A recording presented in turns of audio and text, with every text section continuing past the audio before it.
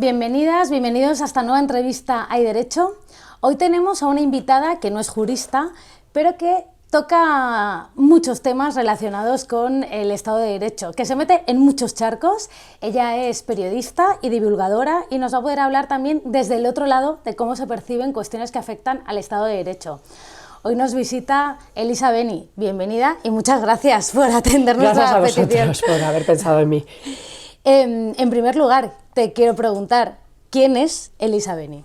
Bueno, esto es algo que nos lleva toda la vida a saber, no sé, me gustaría saberlo, pero por hacer una breve introducción, pues te diré que soy periodista desde hace casi 40 años y que me especialicé hace muchísimo en temas judiciales, de tribunales y de derecho, y sobre todo soy una persona preocupada por la limpieza del sistema, porque pertenezco a una generación que vivió, bueno, al menos 11 años en una dictadura y que salimos a la vida adulta o al menos adolescente cuando se estaba haciendo la transición hacia la democracia, que es la que nos ha proporcionado, yo creo que ser una de las primeras generaciones que ha disfrutado de paz, libertad y democracia durante estos años. Y entonces me preocupa observar los síntomas de deterioro, que es evidente que se observan, porque no hay nada a la vuelta de la esquina mejor que lo que hemos disfrutado, lo que una democracia liberal occidental te puede ofrecer y un Estado de Derecho. Entonces creo que esta es una preocupación que deben tener todos los ciudadanos, pero bueno, cuando lo vives muy de cerca y vas viendo esas manipulaciones, esos deterioros, unas veces son por descuido y otras veces son voluntarios, entonces de alguna manera te tienes que convertir en una voz que los denuncie, y es lo que yo modestamente intento. ¿Te resulta fácil transmitir, hacer entender a la gente que no, sobre todo a las personas que te escuchan o que te leen y que no sean necesariamente de perfiles jurídicos, en qué consisten esos deterioros y por qué es tan importante salvaguardar el Estado democrático y social de derecho? Yo creo que sí. No sé, también supongo que hay un sector que cada uno entiende la parte que quiere entender, ¿no? Porque estos sectores existen, los que solamente entienden y comprenden muy bien lo que dices cuando es lo que ellos piensan, pero cuando es lo contrario no lo entienden. Yo creo que para que la gente entienda solamente hay que apearse de un lenguaje técnico que es muy útil y que yo procuro conocer en todo lo posible, pero que es muy fácil traducirlo, se puede traducir. Decía Martínez Albertos, nos decían en la facultad, que el periodista es un transcodificador semántico, y en ese sentido parte de tu trabajo es coger los términos técnicos y sin que pierdan esa finura de precisión, transponerlos a un lenguaje que sea comprensible. Yo creo que muchas veces no se entiende lo que se dice porque las personas que lo están viendo no quieren dar el paso de decirlo llanamente. Entonces, bueno, a veces ese lenguaje técnico embosca un poco el no querer, digamos, arremangarse y mojarse, y a veces con lo que está pasando creo que es necesario hacerlo. Has dicho también una cosa que me ha parecido muy interesante en tu respuesta, y es que algunas veces te entienden más o menos, depende de qué lado esté, digamos, posicionada la persona en relación con el tema que estás tratando. Y esto lo quiero enlazar con los consensos sociales. Hay temas en los que aparentemente debería ser relativamente fácil porque son cuestión de Estado, pues no sé, por ejemplo, la independencia del Poder Judicial o cualquier otro tema, la lucha contra la violencia sexual, y sin embargo parece que asistimos constantemente a una guerra en un plano de debate político que es la que impide que avancemos en temas en los que sí que hay un consenso social mayor. Es decir, ¿el consenso social ciudadano, en tu percepción, estaría más avanzado que el consenso que demuestra o muestra la clase política? A ver, yo creo que hay más consenso del que parece en temas básicos. Lo que pasa es que ha habido determinadas posturas extremas que han salido a la luz en forma de partidos y han sido decisivos para un lado o para otro, y entonces eso los pone en un plano de actualidad que hace que esa táctica, que no deja de ser una táctica, de fomentar la comprensión tanto de la política como de del juego del poder como si fuera un partido de fútbol, que es una forma de simplificarlo, de llamar a las emociones, tú de quién eres, si no opinas en esto como nosotros, eres del otro lado, te quedas apartado. A esto las redes sociales desde luego han contribuido mucho. Pues evidentemente eso hace que lo que más aflore, las redes sociales también por su algoritmo es lo que provocan, eso hace que afloren más, digamos, los hooligans, ¿no? Y luego yo creo que hay una base de ciudadanos que permanece más callado o que es más prudente, que preferiría que volviéramos a esos consensos básicos, porque no está en su interés romper el sistema. Ahora, los que quieren romper el sistema hacia un lado o hacia otro, lo primero que tienen que hacer es desprestigiar los consensos y desprestigiar esos puntos comunes, de manera que todo se perciba como una fractura. Los medios de comunicación a veces caen en eso o siguen el juego porque en determinados medios, sobre todo los que son más fríos como la televisión y la radio en menor medida, también ha entrado la prensa escrita, pero todo lo que parezca conflicto es como más visual, como más fácil de transmitir y produce más audiencias. Y entonces, bueno, de alguna manera esa espectacularización de la política debía ser una cosa, o ha sido durante muchos años, una cosa terriblemente aburrida a la que nos dedicábamos los políticos, pues lo mismo que los temas judiciales, y había que leerse cosas tremendamente aburridas y había que escribirlas, incluso para el lector a veces era aburrido, pero eso se ha convertido en una cosa espectacular, en la cual, pues claro, además es fácil posicionarse como en el fútbol. O sea, yo no sé nada de fútbol, no me gusta, pero si quisiera meterme en ese mundo, solo tendría que decidir cuál es mi equipo, y entonces una vez que lo hubiera decidido, solo tendría que alinearme todo el tiempo con las opiniones de ese equipo, que fue penalti, que el árbitro estaba comprado, ¿entiendes? Entonces, eso lo transmitimos, el árbitro, que es el juez, está comparado. Pues mire, unas veces el juez lo hace bien y otras veces lo hace mal. El otro equipo dice, no, el juez y la policía siempre lo hacen bien. Dices, oiga, no, el juez y la policía no siempre lo hacen bien. Entonces, ese término medio de la crítica fundada, que es la que puede servir para mantener, digamos, las esencias del Estado de Derecho, se ha perdido. Entonces, pero se ha perdido por ambas bandas, o sea, a unos no le importa porque siempre, si no les va bien, entonces es el sistema corrupto y franquista, que tú dices, bueno, ¿dónde estarán los franquistas estos? Si ya yo cuando empecé en esto creo que se habían jubilado todos. Entonces, o es eso, o bien lo otro es, no, son los rompesistemas, el sistema es perfecto, el sistema no falla, el sistema siempre lleva razón. Y dices, no, mire, siempre no lleva razón. Ni todos los miembros del sistema son igualmente decentes y honestos, Intentamos justamente desde Hay Derecho cultivar esa visión crítica, ¿no?, e independiente. Sabemos que es difícil y ahí te pregunto, en tu experiencia, ¿cuál ves que es el precio de mantener una voz independiente? Bueno, pues evidentemente hay precios. En mi caso ha ido desde perder trabajos hasta perder amigos. Es decir, o sea que en realidad es así. O sea, yo tenía muy buenos amigos en la carrera judicial y fiscal y algunos pues se han alejado porque no entienden que yo critique incluso cosas que ellos han hecho, pero en fin, ¿qué quieres que te diga? Es lo que hay, ¿no? Yo tampoco les pediría a ellos que prevaricaran, no me pueden pedir a mí también tampoco que emboce la verdad porque no les es favorable.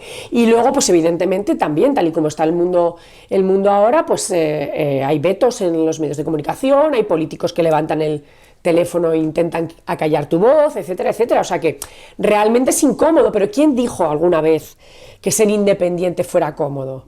Es decir, si tú repasas la historia intelectual de Europa, te das cuenta que jamás fue cómodo, nunca fue cómodo. Entonces, pretender que uno puede ser crítico, intentar ser independiente e incluso ecuánime en sus juicios y que te van a aplaudir con las orejas los que salen, digamos, los que salen perjudicados de esas opiniones, pues bueno, eso no ha pasado nunca, la verdad.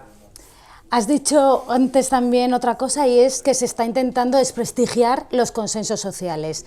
Teníamos un gran avance en un consenso social contra la lucha contra la violencia sexual y otro tipo de violencias contra las mujeres, 2017, 2018.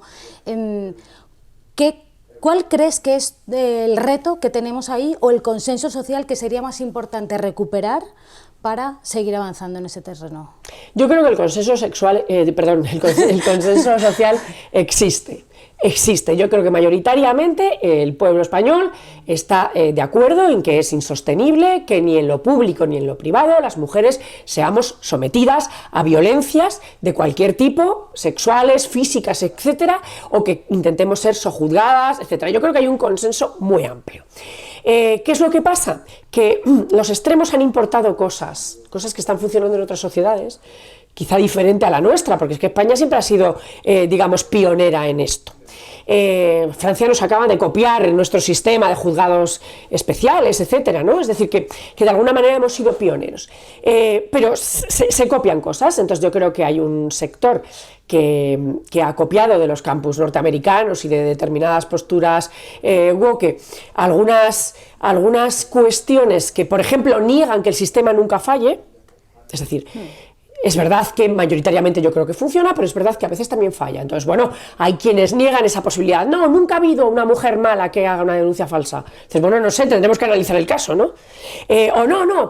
Siempre lleva razón porque está protegiendo a sus hijos. Yo me acuerdo cuando el caso de Juana Rivas, que fui la primera en este país que se atrevió a escribir una columna que decía: Juana Rivas no está en mi casa. Porque es que hasta los líderes conservadores salieron a decir que, en fin, entendían el tema. O sea, que es para decir, bueno, ¿cómo estáis animando a una señora que cometa un delito? ¿Por qué la usáis como bandera si al final la perjudicada va a ser ella? Si ella va a ser la que va a cometer un delito y va a ser encausada, como de hecho sucedió. Entonces, eso por un lado. Y luego están por otro lado los que quieren negar que exista tal violencia por razón del género. Los que quieren decir que, bueno, esto es una cosa que pasa de puertas afuera, que es intrafamiliar, que, en fin, algo habrá pasado, que qué exageradas sois, que se hace solo para que los divorcios lleven razón, que nunca pasa que los niños sean abusados por los padres. Mira, el gobierno francés hizo el mes pasado una campaña que dice, hablemos del incesto, cada 3 minutos hay un niño abusado por un familiar, una niña abusada por un familiar en su entorno, o violada en su entorno. Bueno, pues no neguemos que eso también pasa, ¿no? Entonces, si retiras esas dos partes, que son las que han aflorado y las que de alguna manera combaten en el espectro público, yo creo que la mayoría de la sociedad que no está en ese combate, pues sí que entiende que efectivamente que están matando mujeres, y que las matan los novios, las matan los maridos, las matan... Claro, y que eso hay que acabar con ello, que es incivilizado, que no es soportable en el siglo XXI. Yo creo que en eso hay un consenso bastante amplio. Muy bien. Más asuntos para arrojarnos luz. Ahora, en este caso, quería tomar uno que es bastante técnico desde el punto de vista de su regulación, y es un tema como muy para juristas aparentemente, pero que incide mucho en algo que nos importa, que es la independencia judicial, y que sé que tú has analizado y has intentado explicar de forma, o sea, apeándote de ese lenguaje no apto para el común de los mortales, que es el asunto de las comisiones de servicios dentro de la esfera judicial. ¿Por qué es importante saber cómo funciona esto? Tú lo has señalado, y cómo afecta a los derechos fundamentales de la ciudadanía. Bueno, hay dos cuestiones. Primero, una se dice poco, y es que la independencia es una característica interna del juez. Es decir, que el Consejo y la sociedad puede contribuir a que no sea perturbada o amenazada, pero que el juez es el que tiene que ser independiente. ¡Demonios! Es decir, que si yo intento ser ecuánime, objetiva e independiente, en su trabajo va más todavía. Me da la sensación de que hay jueces que trabajan poco esta independencia, que también es incómoda a veces. Vale, pues yo les animo a que sean valientes y asuman que su trabajo es un trabajo de valientes, y que por lo tanto ser independiente es una lucha diaria que cada magistrado debe tener, contra todo, contra los que luego le pueden nombrar, contra los que no le pueden nombrar, contra sus compañeros, contra lo que sea, contra los que le van a criticar en la prensa o le vamos a criticar. La independencia debe nacer de ti, y es una forma de valentía, y si no la tienes, no seas juez. Es el primer consejo que daría. Y el segundo, el tema de las comisiones. Una de las garantías del sistema es que los jueces no se puedan elegir, que no los pueda elegir el justiciable, pero tampoco los pueda elegir el poder. Entonces, la primera, por eso este tipo de carrera es una carrera, digamos, reglada, con un escalafón, en la cual los destinos pues son por antigüedad, porque así nadie sabe quién es el antiguo que va a caer y va a tener ese puesto, y porque además así no se depende de nadie, porque sigues teniendo la antigüedad que tienes, y cuando salga a la plaza podrás concursar a la que sea, porque tu numerito es tu numerito, ¿de acuerdo? Esto no lo inventó Napoleón porque fuera una tontería, lo mismo que la codificación. Lo inventó Napoleón porque las carreras administrativas, pues con eso no dependen de los políticos de turno, ni del cambismo, ni de llega este ni llega el otro, ¿de acuerdo? Bien, entonces, ¿qué pasa? Que el sistema siempre se ha intentado romper a poquitos, es decir, bueno, pues vamos sobándolo de aquí y lo sobamos un poquito de allí. Entonces, el primer sobeteo es, ya designábamos a los magistrados del Tribunal Supremo, son designados porque, en fin, así cogemos a los mejores, porque te decían, pues imagínate que cogemos a un mediocre o a un tonto, a uno que está gaga porque es el que le toca el escalafón. Y hombre, me hubiera valido si no fuera porque al Tribunal Supremo ha llegado gente muy mediocre, gente que no tenía la edad y gente que nunca debía haber estado allí. O sea que bueno, tampoco eso nos garantiza nada.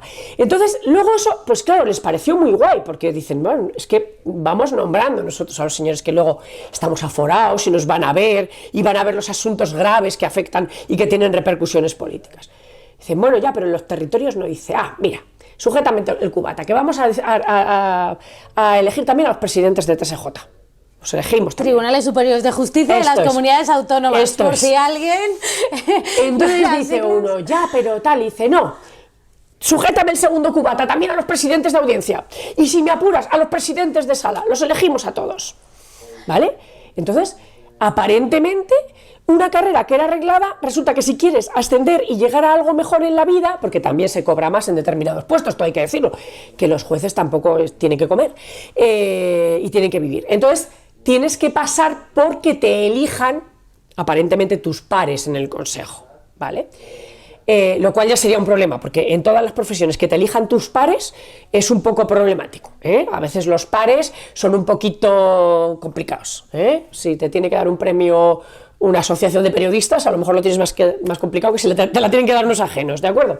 Pero ya no solamente eso, sino que entonces descubre el político, bueno, hombre, pues entonces manejemos a los que tienen que nombrar a estos señores, y entonces ya por correa de transmisión no los elegimos nosotros, pero los eligen los que hemos puesto, y entonces se politiza de una forma bárbara la elección de los vocales del Consejo General del Poder Judicial. Recuerdo que en el 85 esto lo hace el PSOE, porque aquí han metido mano todo el mundo, es decir, han metido los conservadores y han metido los socialdemócratas, todo el mundo ha metido mano, y cuando lo hacen el Constitucional, una famosa sentencia, les dice, bien, vale, pero siempre y cuando no se reproduzcan exactamente la representación parlamentaria. Bien, ¿y ahora qué pasa? Que ya no solamente se reproduce, sino que ya no, sin ningún escrúpulo nos dicen, no, nos tenemos que reunir el jefe de la oposición con el presidente del gobierno.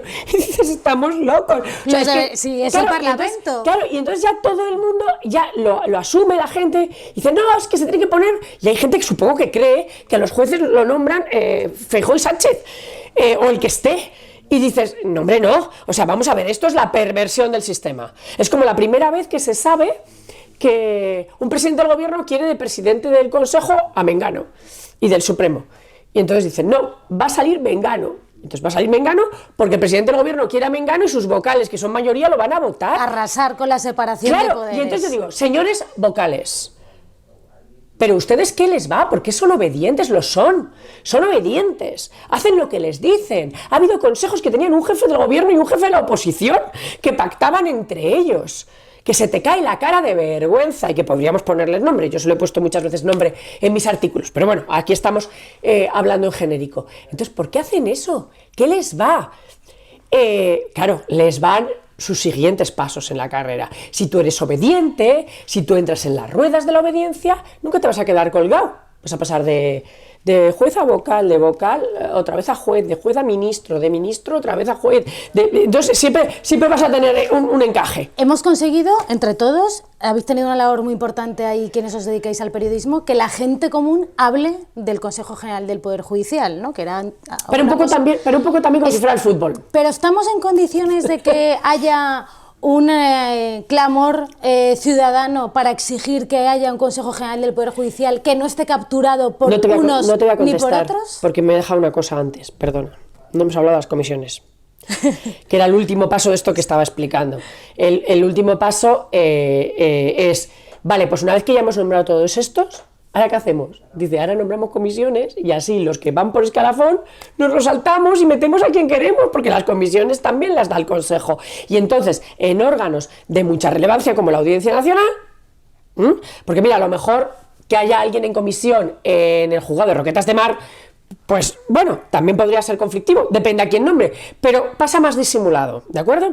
Pero una comisión de servicio en la Audiencia Nacional significa que hay asuntos muy graves que van a entrar a ese señor que el Consejo ha decidido. Hasta tan punto es loco lo que se está haciendo con las comisiones que jueces, que son jueces de categoría, no magistrados, esto es como los soldados, bueno, pues digamos que son soldados, todavía no han ascendido a oficiales, pues han sido nombrados para la Audiencia Nacional y están tratando casos de la Audiencia Nacional. Gente que no tiene número, no ya para llegar a la Audiencia Nacional, que no tiene número ni para llegar a Madrid, pero ni a los alrededores de Madrid.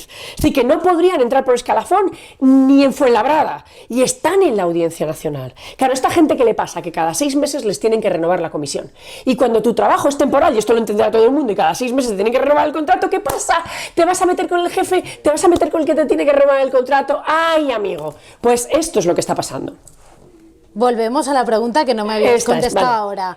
Ahora que de esto se ha abierto mucho más el debate entre la ciudadanía, tu opinión personal es que tienes la percepción de que estamos en condiciones de que haya un clamor para exigir un Consejo General del Poder Judicial que no esté capturado políticamente ni por unos ni por otros, sino que de verdad responda a la independencia a la que responden la mayoría de jueces en sus juzgados de a pie? Yo es que no estoy de acuerdo con que esto se deba hacer por presión popular. Las presiones populares, llegados a este punto, van a ser presiones juliganescas. Es decir, unos van a querer el sistema que les parezca que es más adecuado para que los suyos controlen el órgano, porque esto es como el fútbol. Si te dicen los árbitros, ¿cómo los elegimos? Y tú dices, pues este sistema me parece que va a venir fulano, mengano y tal, que siempre nos protege. Pues vale, tú vas a querer ese sistema y los otros van a querer el sistema que les parece que a ellos les beneficia. Y esto está clarísimo. Es decir, la elección de los jueces, exclusivamente de los jueces por los jueces, que a mí no me convence y luego explicaré por qué, pero esta la quieren los conservadores porque la carrera judicial, que no es una carrera de peligrosos anarquistas, es más bien conservadora y por lo tanto creen que van a tener así mayor presencia. De hecho, el primer consejo fue elegido así y era totalmente, por mayoría absoluta, conservador, y los que creen que lo otro les perjudica, pues apoyan. Hace también 40 años. Claro, de eso, bueno, claro. Pero igualmente, vamos a ver, es evidente que en la carrera judicial y en la fiscal, peligrosos revolucionarios hay pocos. Yo conozco alguno, pero hay pocos. Entonces, realmente lo mismo piensan los otros. Los otros dicen, no, es que con ese sistema yo, mi asociación, mis afiliados, nunca vamos a conseguir que nos nombren para nada, porque van a ganar estos. Entonces, mejor apoyamos esto otro. Esto incluye a las asociaciones judiciales, que también están ya en un plan que es muy tremendo. Entonces, dice, mejor apoyamos este otro sistema que a nosotros ya nos va a ir mejor. Entonces, yo creo que esto hay que hacerlo con un diseño pactado y más neutral. ¿Es complicado? Sí, ¿se va a hacer? Yo creo que tampoco, porque los partidos políticos tampoco están. ¿Quién está por esto? En Hay Derecho estamos muy por esto. Ya, pero decir, como nosotros no legislamos, pero realmente, o sea, yo es que he propuesto ya fórmulas absolutamente bestias a la hora de conseguir esto. La única forma de despolitizar el Consejo es que el Consejo no permita controlar en segundo escalón al Supremo, la Audiencia Nacional y otros grandes tribunales. Esa parte, dicen, quitémosles los nombramientos. Bueno, quitémosles los nombramientos o hagamos que los nombramientos no puedan ser... ¿No son tan discrecionales? Quizás? No solo más discrecionales, sino que no puedan prometerse ni canjearse, ¿vale? Porque aunque pongamos unos baremos, resulta que luego ha habido también consejos en los que un grupo y otro decían, vale, los baremos son estos y estos son buenos, pero entonces yo te cambio lámparas nuevas por viejas, te cambio este tuyo por este mío. Y eso lo que aquí hablamos es del intercambio de cromos. Claro, y eso tampoco es. Entonces, yo propongo soluciones más radicales. Por ejemplo, efectivamente, hagan ustedes un organismo que no tiene por qué ser el propio Consejo, un organismo que bareme de forma externa los méritos, etcétera, y háganme ternas. ¿Y saben lo que les digo? Cuando haya una terna, insacúlelan y saquen una bola. ¿Por qué? Porque al azar sí que no le va a comprar nadie. Del azar nunca sabes qué mayoría te vas a ver. Y el señor que sale por una bola no le debe el favor a nadie más que al azar. Y al azar no te suele pedir favores, el azar no te suele presionar, ¿de acuerdo? Entonces, por eso digo, esto, la demarquia, que es esta forma de introducir la democracia en último sistema, sí, que le inventaron los griegos, no es que me la haya inventado yo. En el fondo, todo lo que sea alejar el dedo del nombramiento es bueno. Y esta fórmula me parece que al final es que no podrías prometerle a nadie nada. Le podrías prometer incluso meterle en la terna, pero no le podrías prometer que sale. Propuestas radicales, decías, para cambiar las cosas y dar un viraje, y ya acercándonos hacia el final de la entrevista, estamos en estos momentos asistiendo a un debate encarnizado en torno a la amnistía. Yo sé que tú eres partidaria de la amnistía, pero quizá no por las mismas razones que otros son partidarios de la amnistía.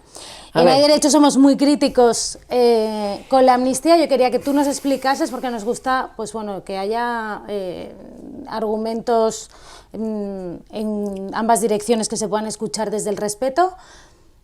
¿Por qué crees que es conveniente? A ver, es que yo borro lo de eres partidario. Ser partidario significa... igual incluso...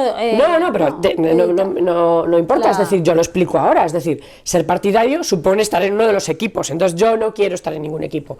Yo no sé si la amnistía es la solución, yo sé que hay un problema, ¿vale? Entonces no sé si la amnistía es la solución. ¿Por qué digo que hay un problema? Porque a mí me parece... que el 155 era la respuesta que la ley, que la legislación, que el Estado de Derecho tenía prevista para lo que sucedió en Cataluña. El 155 es un artículo que jamás se había aplicado, que quiero recordar la zozobra en la que sumió a los partidos, el tener que hacer una cosa tan grave como anular la soberanía popular que había elegido los representantes y disolver una Cámara de Representantes, que eso en democracia es gravísimo. Y ahora parece que aquello fue como una fiesta, ¿no? ¿Se aplicó el 155? No, señores, con el 155 se intervino una autonomía, una comunidad autónoma, se disolvió un parlamento elegido en las urnas y se cesó a los representantes políticos emanados de las urnas. Esto en una democracia es terrible, es una cosa muy grande, muy dura, y se hizo con consenso. Después de las leyes de desconexión que había aprobado el Parlamento catalán. Sí, pero quiero decir que para mí esa era la respuesta que la Constitución, que los padres de la Constitución tampoco eran tontos, ya sabían que los catalanes y los vascos podían salir algún día por peteneras, porque este es un problema que arrastramos desde hace mucho. Esa es la respuesta, digamos, ese es el maletín del botón rojo que introdujeron en la Constitución. Entonces, aquella noche en que se apretó el botón rojo, todo el mundo, los partidos eran conscientes de la gravedad que suponía dar ese paso, que ahora parece que todo el mundo se ha olvidado, parece que esto no era nada. Bien, una vez que se da ese paso y que se interviene la autonomía y se disuelve un parlamento, de repente a alguien se le ocurre que hay que meter el derecho penal aquí, cosa que en ningún momento se había barajado.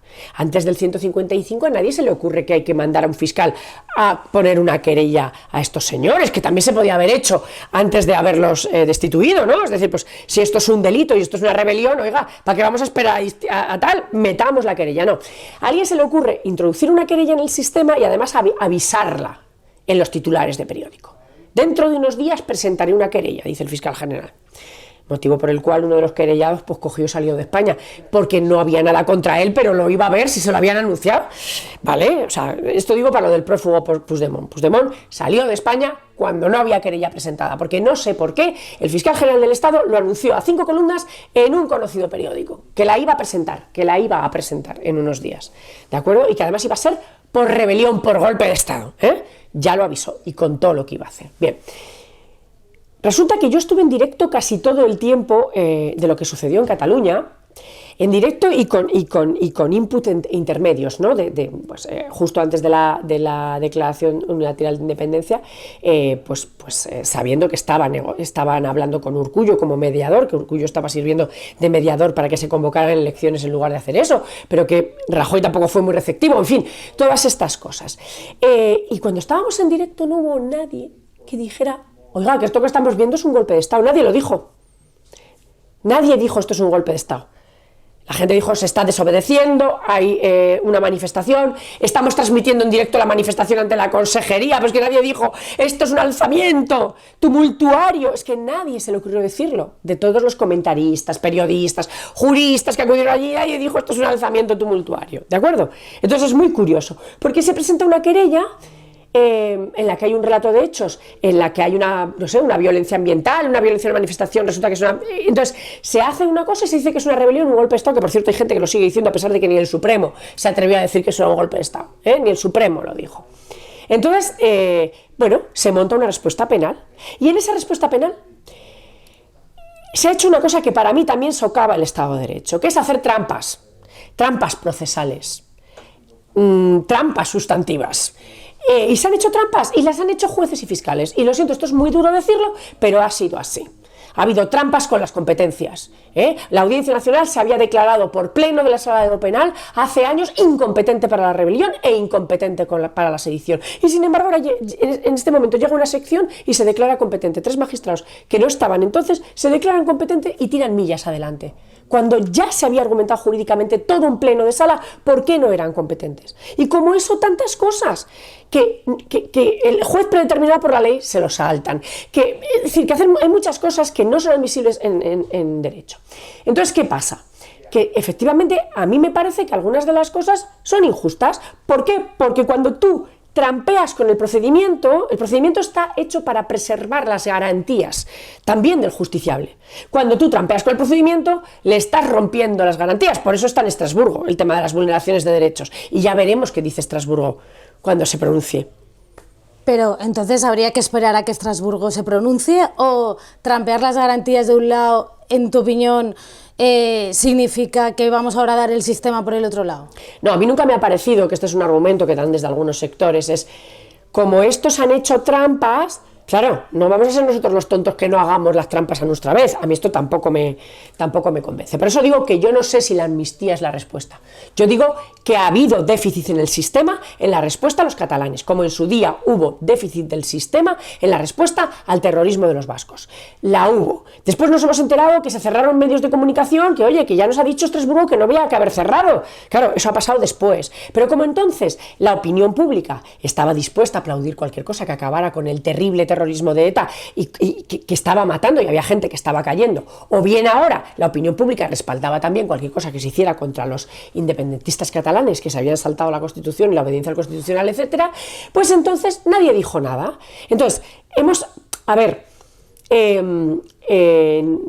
nos hemos acostumbrado, y creo que hay gente dentro del sistema que se ha acostumbrado a que el fin justifica los medios. Señores magistrados, señores fiscales, el fin no justifica los medios. Los medios tienen que ser los medios establecidos en las leyes. Leyes que no pueden ser maleadas, deformadas, estiradas ni estrujadas. Que luego te salen juristas que te dicen, no, bueno, el derecho puede decir una cosa o la contraria. No, señores, no, el derecho no puede decir una cosa o la contraria. Que al final la gente va a acabar creyendo que eso es verdad, que el derecho puede decir una cosa y otra a la vez.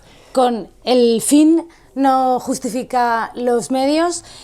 Ya quiero poner fin a la entrevista, que te agradezco mucho, con una cosa que te voy a preguntar. Sí, la postilla que voy a hacer es: lo que no justifica tampoco el fin de llegar a un pacto de gobierno es aceptar cosas que has dicho 2 días antes de las elecciones a tus electores, en ese contrato que se establece en una democracia con el elector, que no vas a hacer. Eso tampoco se puede hacer. Pues con esto ya la última cosa que te quiero preguntar, que es ¿cuál sería la propuesta de cambio que tú priorizarías si estuviera en tus manos? Si estuviera en mis manos, dar marcha atrás. Dar marcha atrás en muchas cosas que eran mejor y estaban mejor sustentadas hace unos años que ahora, y sobre todo en las últimas 2 décadas hemos perdido mucho en ese sobeteo del sistema. Entonces habría que reiniciarlo, hacer un reset y volver al punto en el que, bueno, oye, si un sistema siempre va a tener disfunciones y somos humanos, nada es perfecto, pero en el que los controles existían, porque la democracia es una cosa de contrapesos, de controles externos, de autocontroles, y entonces volver a ese punto en el que la gente no se atrevía a pedir de determinadas cosas, y los que están dentro del sistema no se atrevían ni a soñarlas, ni a pensarlas. A ese punto volvería. Pues con ese deseo de volver a ese punto en el que el poder tiene sus contrapesos para que el sistema funcione y no haya abuso desmedido, es con lo que despedimos a nuestra invitada de hoy, Elisa Beni. Gracias a vosotros. Y hasta la próxima entrevista y Derecho.